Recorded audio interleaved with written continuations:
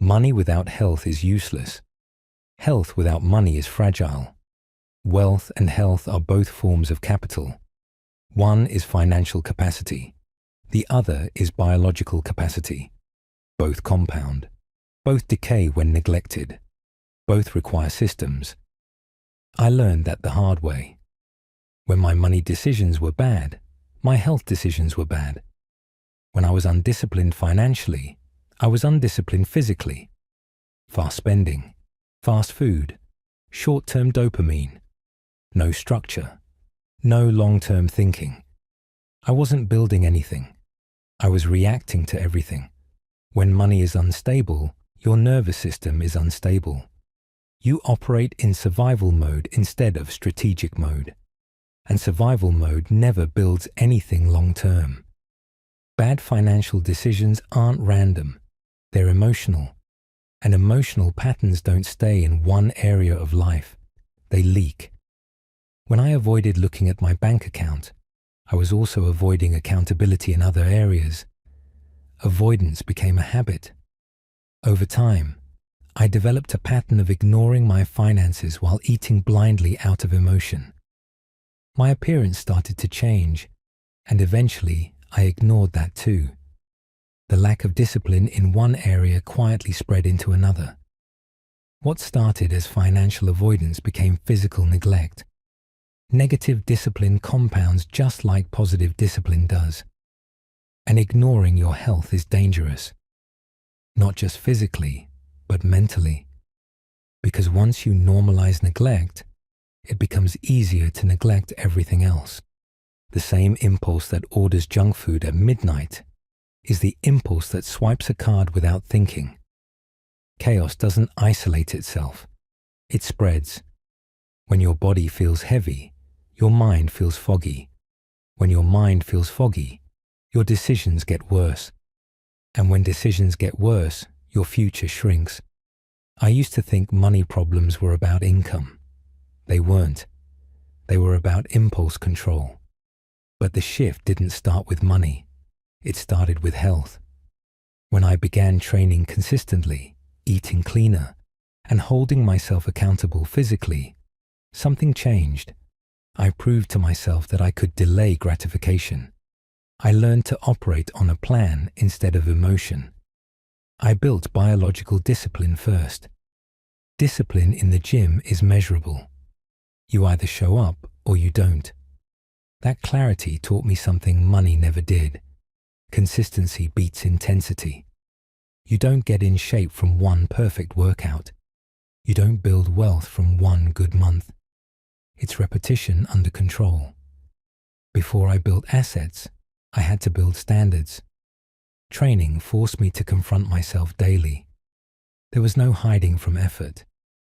That carried into finances. I stopped hiding from numbers. That discipline transferred. If I could control what I ate, I could control what I spent.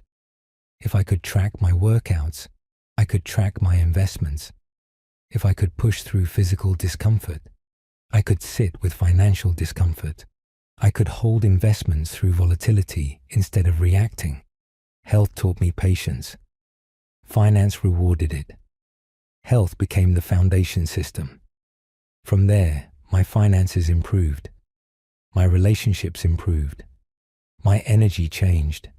My confidence changed. I stopped reacting and started structuring. I stopped living impulsively and started living intentionally. Most people try to fix money with motivation. But money responds to structure. Your body responds to structure too. When I started respecting sleep, food, and training, I started respecting time.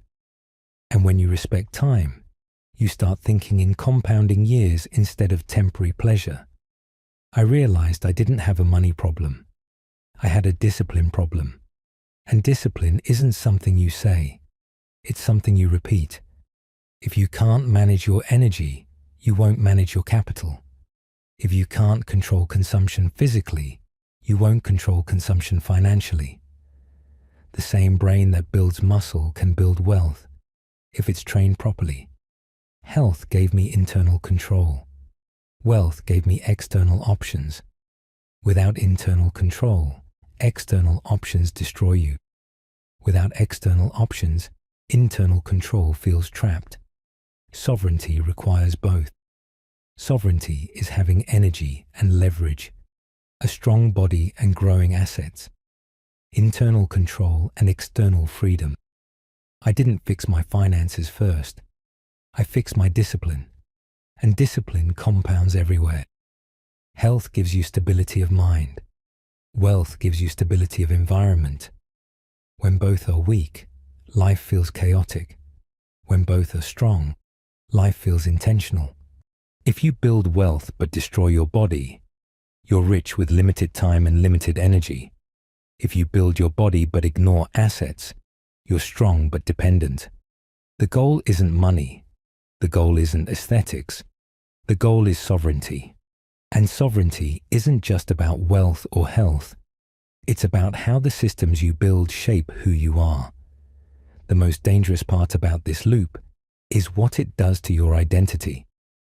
After enough repetition, you stop saying, "My systems are broken," and you start saying, "I'm lazy." But you're not lazy. You're unstructured. There's a difference. Laziness implies a character flaw. Lack of structure implies a design flaw.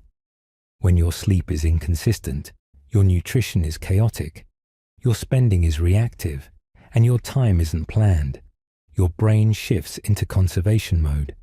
You feel tired, you feel behind, you feel overwhelmed, and when you feel overwhelmed, you do less.